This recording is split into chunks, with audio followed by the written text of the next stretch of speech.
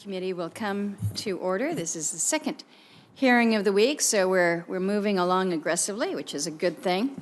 But we're here this morning to consider the perspective of the International Energy Agency on global energy markets.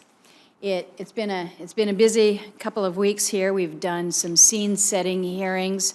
We've covered the energy and minerals sectors. We have discussed the outlook for domestic policy. We've looked to the future of innovation, and we've examined the very real and persistent cyber threats to our critical infrastructure. This morning, we're very, very pleased to welcome back to the committee Dr. Fatih Birol, who is the Executive Director of the IEA. He has had an opportunity to be before this committee on numerous occasions, and I am always very pleased with the opportunity that we have to ask you your views, your perspectives, and for the information that you're able to provide to all of us for this global outlook for the year. The IEA is one of the world's premier organizations for energy information, insight, and analysis. So again, the opportunity to discuss the agency's new world energy outlook is greatly appreciated. The good news for us right now is I think we're in a pretty good place. Over the past decade, the United States has transformed into a dominant player in global energy markets.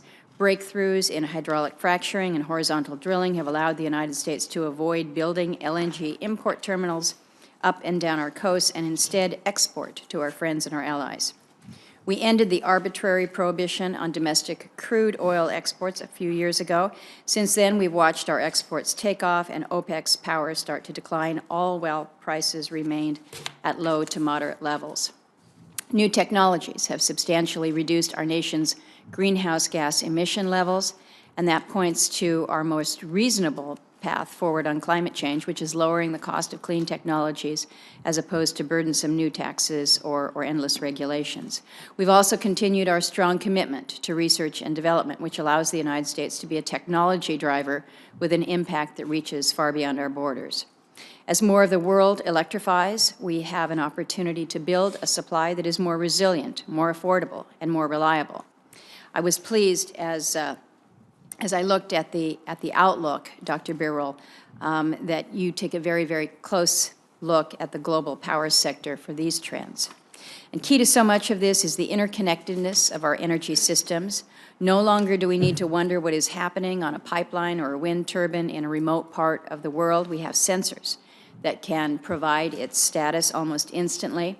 And while this technology is remarkable and transformative, it's also critical to ensure that worldwide networks are protected against the evolving cyber threats and other vulnerabilities as interconnectedness grows in the energy sector.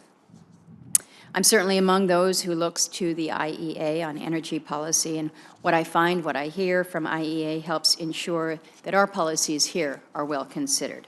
I appreciate that the agency has branched into sectors beyond oil and gas, which had been that focused historically.